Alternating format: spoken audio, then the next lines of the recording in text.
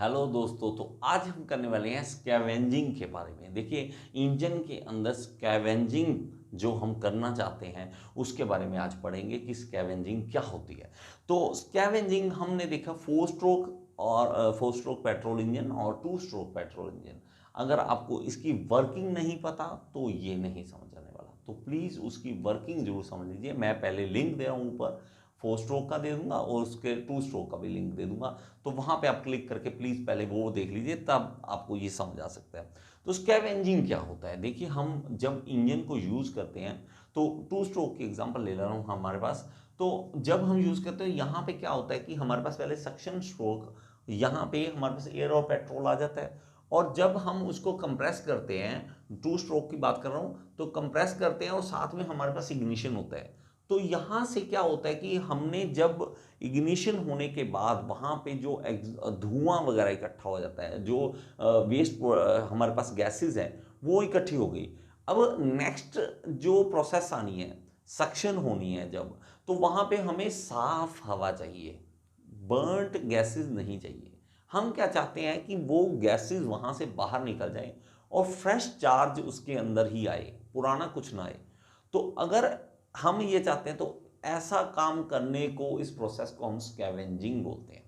कि हमारे पास जो वेस्ट मटेरियल है, जो हमारे पास एग्जॉस्ट गैसेस है, वो सारी बाहर निकल जाए और फ्रेश अंदर एयर सिर्फ अंदर आए, मतलब हमारे पास फ्रेश चार्ज अंदर आए। तो हमारे पास इसमें भी देखते हैं, तो देखो हमारे पास टू स्ट्रोक में बात करें तो यहाँ पे क्या होता है कि कई बार अगर ऐसा करते हैं ना, तो यहाँ से एयर जो फ्रेश यहाँ से आती है, तो ये धुएं के साथ निकल जाती है बाहर। ये धुएं के साथ निकल जाती है, ये भी सबसे बड़ी प्रॉब्लम है।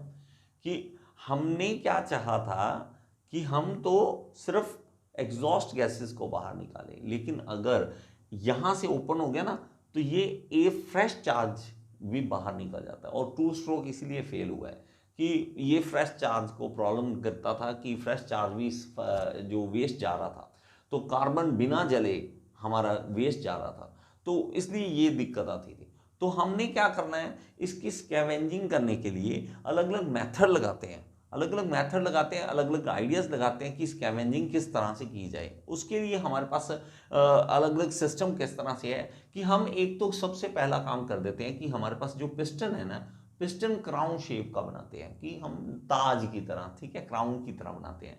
तो हमारे पास ये जो है ना, ये शेप ये क्या करेगा, जब हम इसके ऊपर से फ्लो करते हैं हम फ्रेश एयर को, तो फ्रेश एयर अंदर रह जाती है, फ्रेश एयर अंदर रहती है और एग्जॉस्ट वाली जो हमारे पास वेस्ट गैसेज है वो बाहर निकल जाती है। तो हमने पिस्टन के साथ खेलना है। पिस्टन के साथ खेलने से हम क्या कर देते हैं, उसको चेंजेस करते हैं। तो कुछ इस तरह से यहाँ पे भी आपको देखने को मिल जाएगा कि हमेशा पिस्टन जो है वो थोड़ा सा अलग शेप का बनाया जाता है, इस तरह का बनाया जाता है।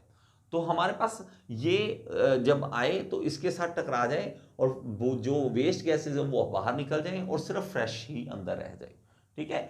और दूसरा क्या कर सकते हैं, देखो ये हमारे पास देखिए अलग अलग मेथड क्या है, क्रॉस फ्लो है, यूनी फ्लो है और लूप फ्लो है।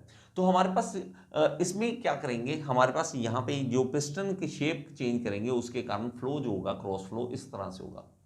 और यूनिफ्लो कुछ इस तरह की पूरी सब तरफ यूनिफॉर्मली जाए सब तरफ। और लूप फ्लो क्या है, इसमें हमारे पास देखिए इनलेट और आउटलेट जो पोर्ट होते हैं टू स्ट्रोक में, वो आमने सामने हमने देखा होगा कि आमने सामने है। तो ये जो आमने सामने वाला फ्लो था उसी के कारण ज़्यादा प्रॉब्लम आ रही थी। इन्होंने क्या किया, इनलेट यहाँ पे और आउटलेट यहाँ रख दिया। इसके कारण क्या होगा, अब फ्लो घूम के जाएगा, लूप में जाएगा, तो उसके कारण स्कैवेंजिंग प्रोसेस में हेल्प मिलती है।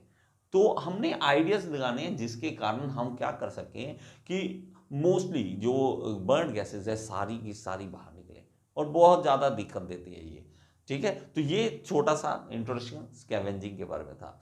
Thank you so much. Next video में फिर से